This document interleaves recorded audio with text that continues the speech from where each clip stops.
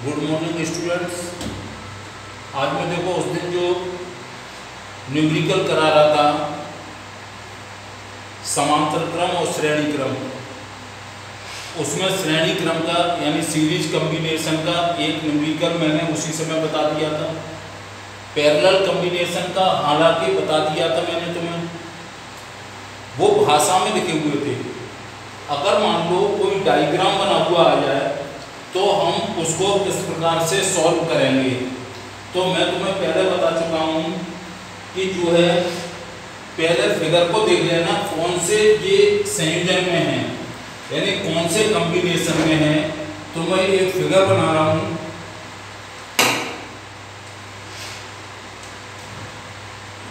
इस फिगर के अनुसार देखना, इसमें मैं दोनों क्रम का बनाना चाहता हूँ, यानी सीरीज कॉम्बिनेशन भी है और पैरेलल कॉम्बिनेशन भी है। ये मैंने पेज लिख दिए हैं, जो मैंने पीडीएफ भेजी है इस पार्ट की, उसमें आप जो है हिंदी मीडियम वाले जो है वो मतलब पेज ऊपर लिखा हुआ है, हिंदी मीडियम वाले 137 से देखना शुरू करें। हालांकि किताब के पीछे भी न्यूमेरिकल दिए हुए हैं, तो उनमें किताब के पीछे भी करना मैं यहाँ नहीं करा रहा हूँ, मैं केवल एग्जाम्पल करा रहा हूँ तुम्हें, तो उसके आधार पर देख लेना। अब ये इसमें दोनों कॉम्बिनेशन आ जाएंगे, यानी सीरीज भी आ जाएगी और पैरेलल कॉम्बिनेशन यानी श्रेणी क्रम और समांतर क्रम दोनों के सवाल आ जाएंगे इसमें। ये कह रहा है फिगर को देखो पहले तो कौन कौन से क्रम है। अगर ये ऊपर नीचे तार लगे हुए हैं इसका मतलब समांतर क्रम है, यानी पैरेलल भी। यहाँ ए डाल दो पहले और यहाँ डाल दो B. Find out the total resistance between A and B. मैं यहाँ क्वेश्चन लिख दे रहा हूँ, find out the total resistance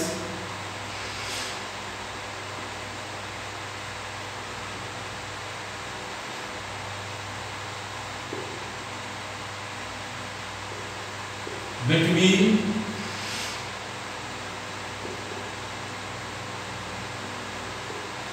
A and B, यानी A और B के बीच में, यानी A और ये के बीच में हमें कुल प्रतिरोध ज्ञात करना है। तो देखो मैंने शुरू में बता दी थी, अगर फिगर के आधार पर कोई भी न्यूमेरिकल आए तो सबसे पहले तो ये देखना है कि वो सीरीज में जुड़े हुए हैं तार के समांतर क्रम में जुड़े हुए हैं। क्या दो कॉम्बिनेशन में तुम्हें बता चुका हूँ, श्रेणी क्रम और समांतर क्रम। मैं यहाँ पर कोई बिंदु डाल दे रहा हूँ, पहले यहाँ डाल दे रहा हूँ P, यहाँ डाल दे रहा हूँ Q। ये दो बिंदु इसलिए डाल दिए कि पहले मैं याद करूंगा, पहले जो मैं समझाऊंगा वो total resistance between A and B, after that total resistance between Q P and Q. पहले ए और पी के बीच में, फिर पी और क्यू के बीच में, और क्यू और बी के बीच में। तो मैं लिख रहा हूं यहां पर total resistance between A and P, there is a parallel combination, PARRL,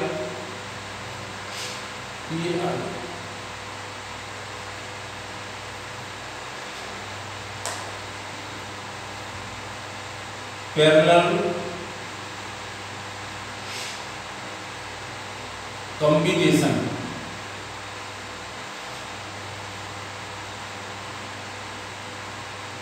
इसका मतलब क्या हुआ, पहला जो A और B के बीच में जो रेजिस्टेंस वायर यानी प्रतिरोध तार जुड़े हुए हैं वो किस क्रम में जुड़े हुए हैं, समांतर क्रम में जुड़े हुए हैं।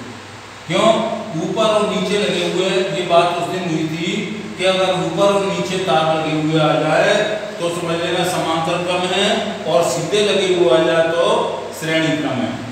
अब इसके बीच में इसलिए अब पैरेलल कॉम्बिनेशन है, पैरेलल यानी समांतर क्रम में जुड़े हुए हैं, तो इसलिए टोटल रेजिस्टेंस जो होगा 1/R equal to 1/R1 plus 1/R2 और प्लस 1/R3 ये लगा लिया। अब इसको मतलब निकालें, ये सारे तार के जो रेजिस्टेंस वायरिंग प्रतिरोध तार जो लगे हुए हैं वो समांतर क्रम में लगे हुए हैं, इसलिए इस सूत्र लगाया तो 1/R इक्वल टू 1/2 प्लस 1/2 और प्लस 1/2। ये एलसीएम ले लिया हमने, 2 ही आया, तो 1/R equal to 1 plus 1 plus 1। हाँ ये समझो, पहले इस ये क्या है न्यूमरेटर और ये डिनोमिनेटर नीचे वाला अंश और हर, पहले इस हर का भाग एलसीएम में देते हैं, तो 2 का भाग 2 में देंगे कितनी बार जाएगा 1 बार, और 1 का मल्टीप्लाई कर देंगे यानी गुणा 1 में तो 1 आएगा, तो यहाँ पर सब जगह 1 आएगा, तो 1/R इक्वल टू 3/2। अब हमें टोटल रेजिस्टेंस ज्ञात करना है, नहीं R का मान ज्ञात करना है, तो 3 का गुणा R में करेंगे और 2 का गुणा 1 में करेंगे, यानी क्रॉस मल्टीप्लिकेशन यानी बजुगुणा करने पर, तो 3R इक्वल टू आ गया 2 और R इक्वल टू हो गया 2/3। तो ये तो किसके बीच में आ गया, A और P के बीच में आ गया। फिर तीनों को ऐसे निकालेंगे। अब total resistance between P and Q, P और Q के बीच में रेजिस्टेंस निकालना है, तो एक ही तार है जो सीधा जुड़ा हुआ है, तो यहां पर केवल लगेगा R इक्वल टू 2 ओम। अब ये तीसरा आ जाए तो रेजिस्टेंस बिटवीन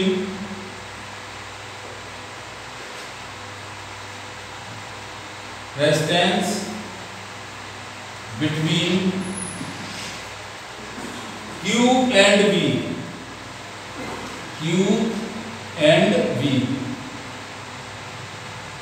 अब इसके बीच में Q और V के बीच में कोई पहले वाली सर्कमस्टेंसेस है, पहले वाली परिस्थिति है, तो वैसे निकाल लो। पैरेलल हो गया कॉम्बिनेशन यानी समांतर क्रम, तो 1/R equal to 1/R1 plus 1/R2 plus 1/R3। वैसे ही निकालते चले जाओ, 1/R equal to 1/2 plus 1/2 plus 1/2, तो 1/R इक्वल टू हो गया एलसीएम 2 हो गया 1 प्लस 1 प्लस 1, तो 1/R इक्वल टू 3/2 और ये बचुगुणा, तो 3R इक्वल टू क्या हो गया 2, तो केवल R निकालना है हमें 2/3 और क्या लिख देंगे ओम, यहाँ पर भी क्या लिखेंगे ओम, यहाँ पर भी क्या लिख देंगे ओम। अब ये 3 तार है, ये मैंने टुकड़ों में ज्ञात कर लिया। टुकड़ों में ज्ञात करने का मतलब है हर एक के। अब टोटल रेजिस्टेंस देखते हैं, तो देखो नाउ अब ये सीरीज बन गई तुम्हारी सीरीज। नाउ टोटल रेजिस्टेंस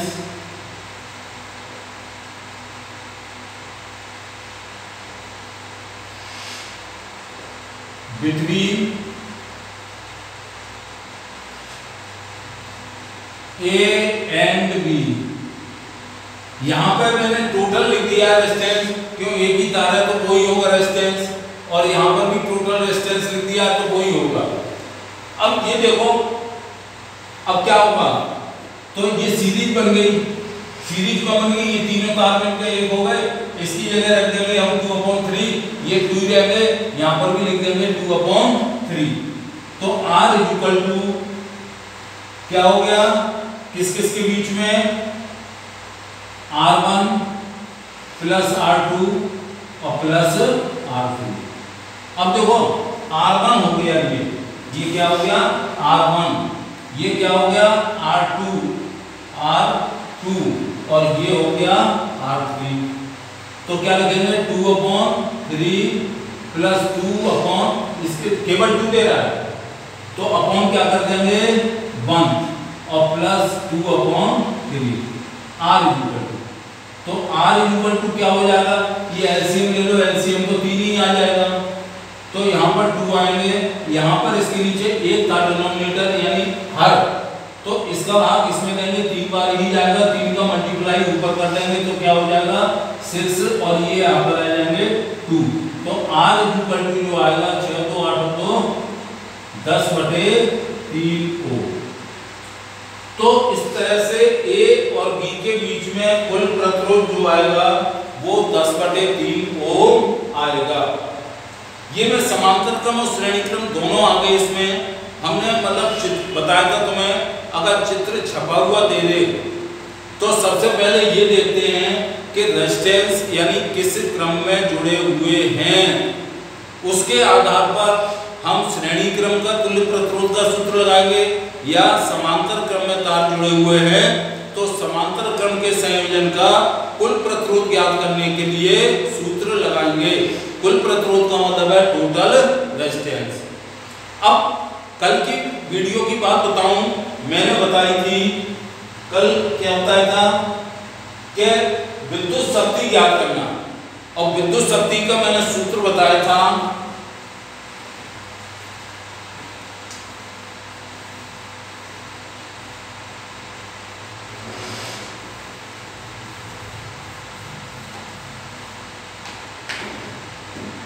विद्युत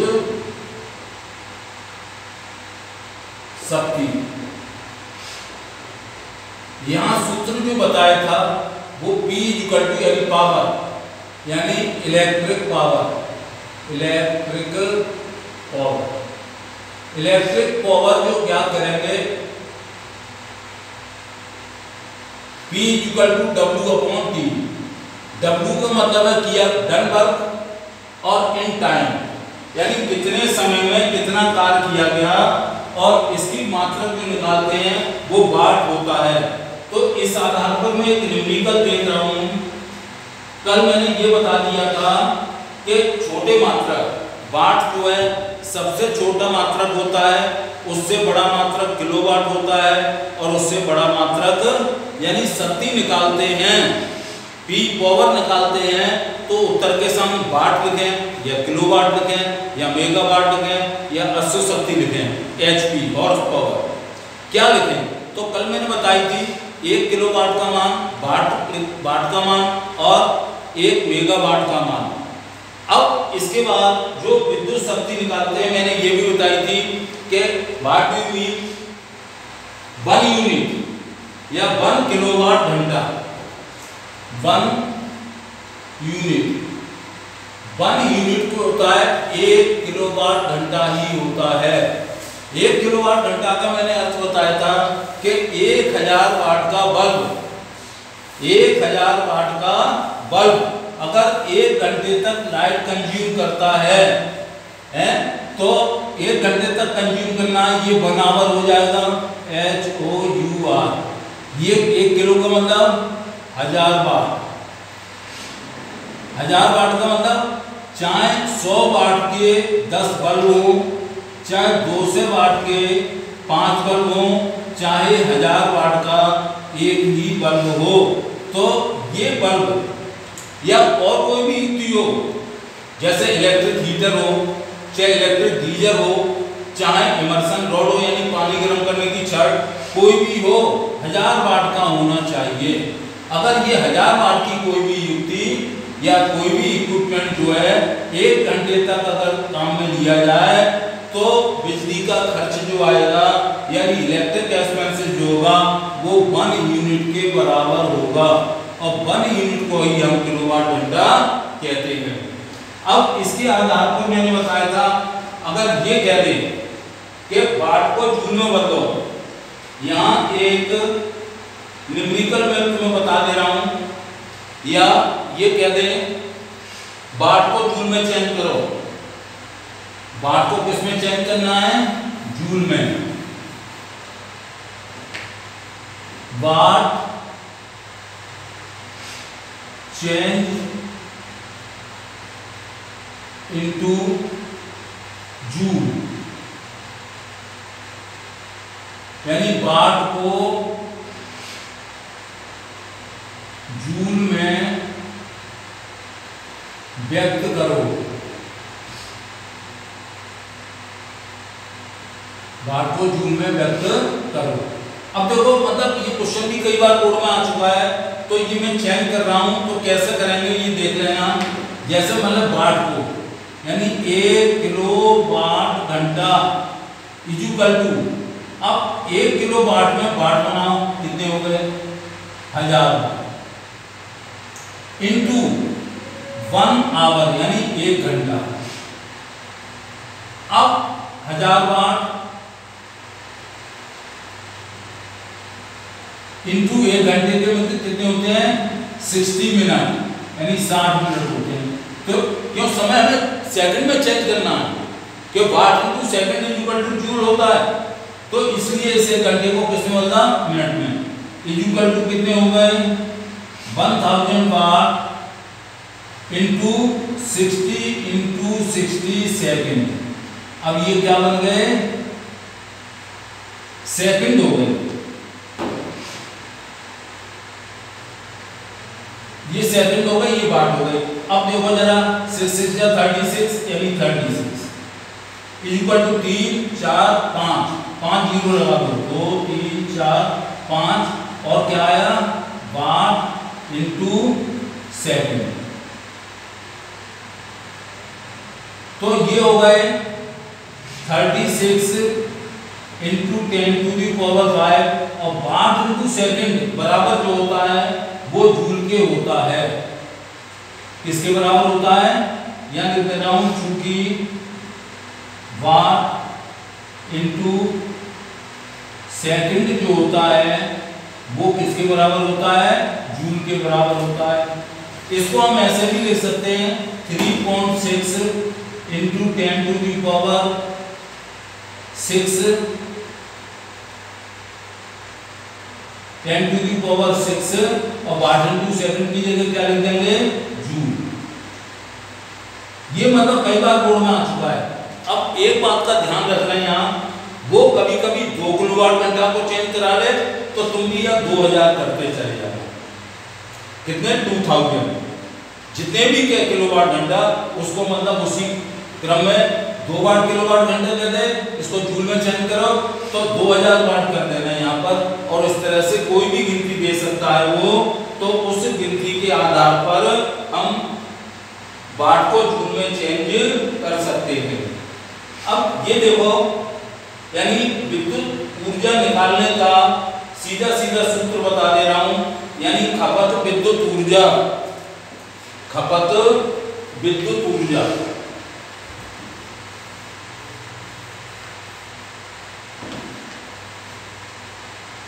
खपत यानी कंज्यूम, खपत विद्युत ऊर्जा, इसको ध्यान से समझना, यानी कंज्यूम्ड इलेक्ट्रिक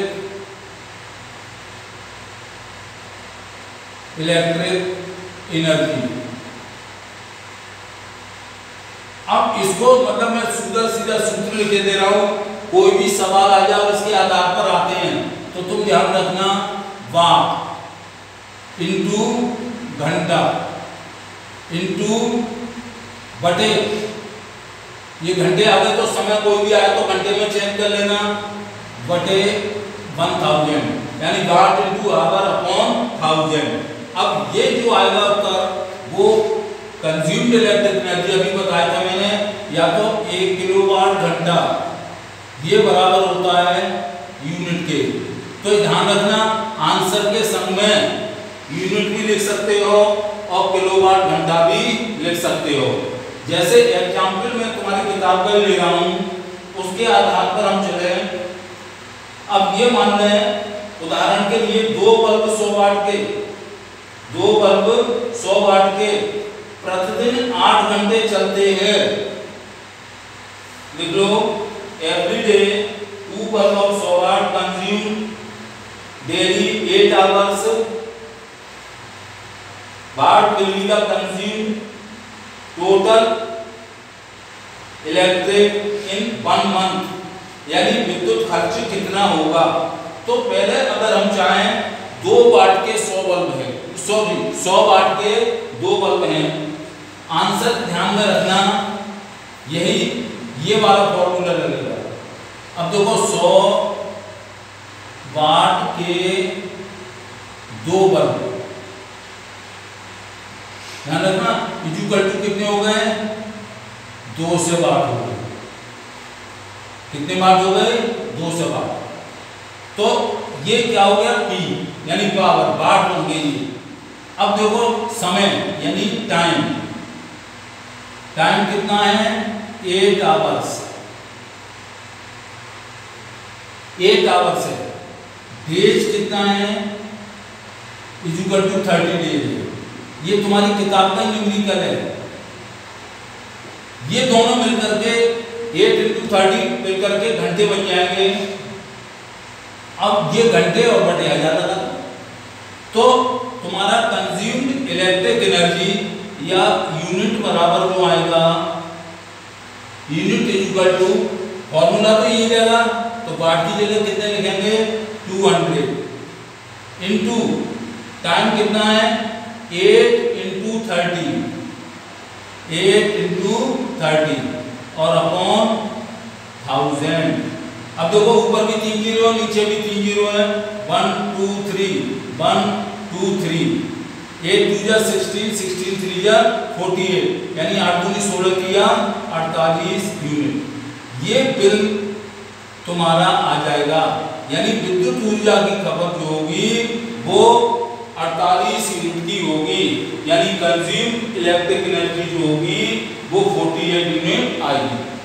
अब देखो बोर्ड में कई बार क्या हुआ है, जैसे मैंने यहाँ इस बात को गौर से सुनना, यहाँ पर मैंने 30 डेज लिख दिए।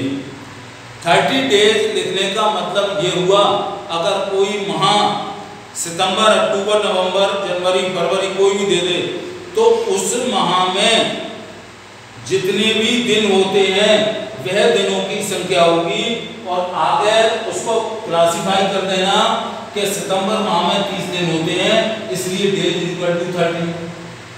फरवरी, अच्छा फरवरी आने पर तो जिस साल तुम एग्जाम दे रहे हो उस साल देख लेना, फरवरी या तो 28 की होगी या 29 की होगी।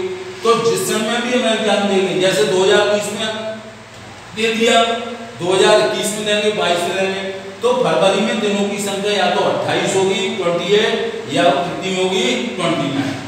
पहली बात फिर समझ लो, रिपीट कर रहा हूं कि अगर दिनों की संख्या दे दे, दिनों की संख्या दे दे तो ठीक है, उसने का मल्टीप्लाई यानी गुणा कर देंगे। अगर दिनों की संख्या की जगह माह दे दे यानी मंथ दे दे, तो मंथ देने पर क्या करेंगे, हम उस माह में जितने दिन होंगे उतने दिनों की संख्या का मल्टीप्लाई कर देंगे, विशेष ध्यान रखना। दूसरी बात, अगर कोई एक्सपेंसेस पूछे, एक्सपेंसेस पूछे तो मतलब जितने भी पर यूनिट का रेट देगा, जैसा मान लो ये है एक्सपेंसेस जो है 5 रुपीज पर यूनिट, मैंने ये अपनी तरफ से जोड़ दिया है। अगर कोई भी खर्चा दे दे, वैसे तो पूरे 5 रुपए नहीं देंगे, 2 रुपए 80 पैसे देते हैं, तो उसका जितने यूनिट आए तुम्हारे कितने आए 48, 48 आए और 5 का गुणा कर दिया तो इक्वल टू कितने हो गए 5 × 40, 5 × 204, 24। इतने रुपए 2 से 40 रुपए जो है विद्युत बिल की राशि होगी, यानी विद्युत खर्च जो होगा,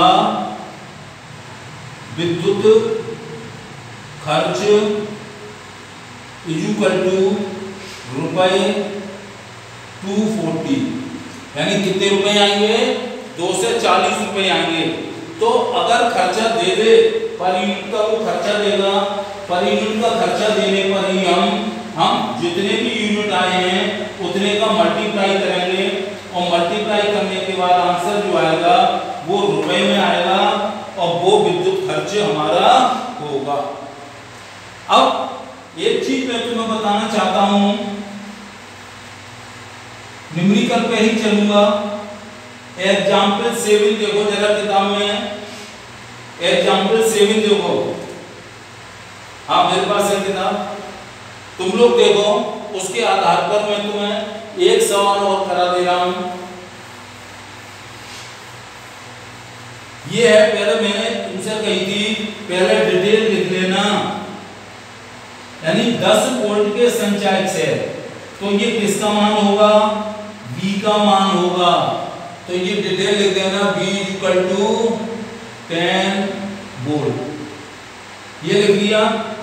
10 वोल्ट के संचायक सेल से 50 ओम, ये गिनती के संख्या लिखा है ओम, तो R का मान निकालना है। R का मान लिख लिया 50 ओम या ओमेगा का निशान लगा देना। नाइक्रोम की प्रतिरोध कुंडली को जोड़कर, नाइक्रोम की प्रतिरोध कुंडली को जोड़कर 1 घंटे तक, तो T बराबर क्या होगा, 1 आवर।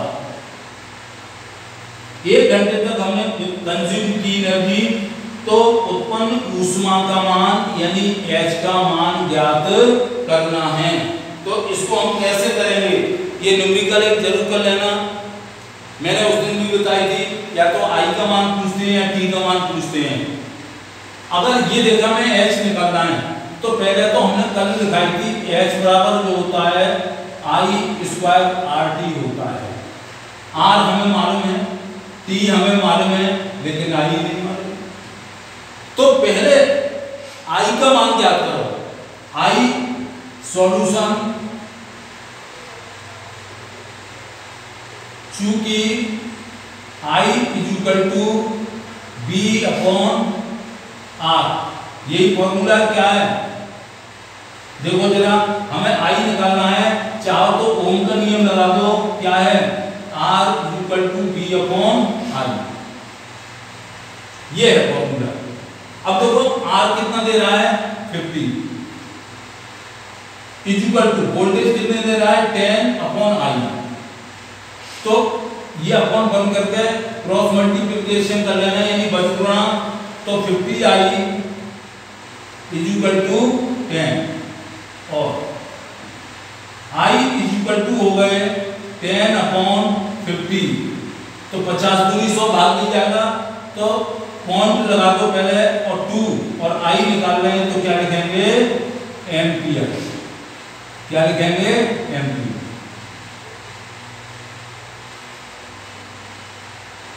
अब ये वाला सूत्र लगा दो यहां पर लगा दो, क्यों H निकल आएगी सीधी सूत्र से।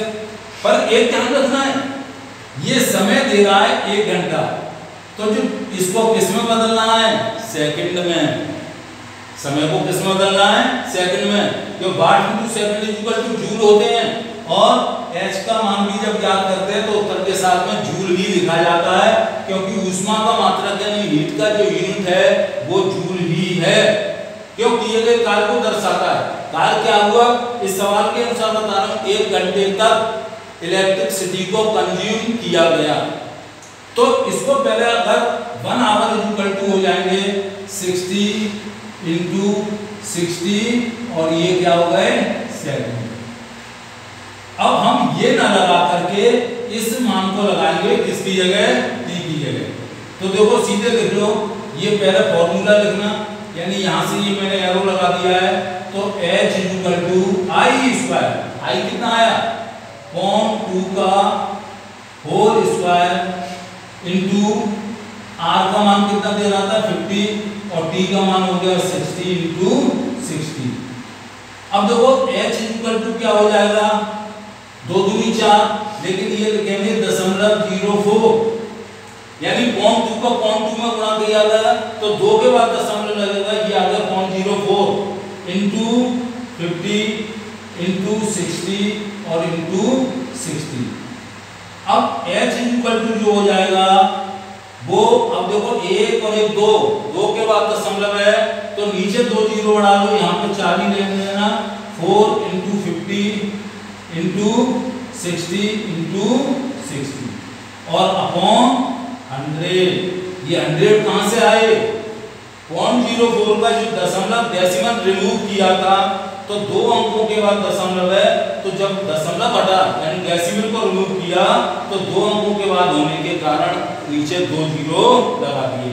अब देखो 2 जीरो से 2 जीरो तो कट जाएंगे, ऊपर नीचे 1 2 1 और 2, तो h इक्वल टू जो हो जाएगा 6 36 पंजे 180। 180 का मतलब 18 चौक 72।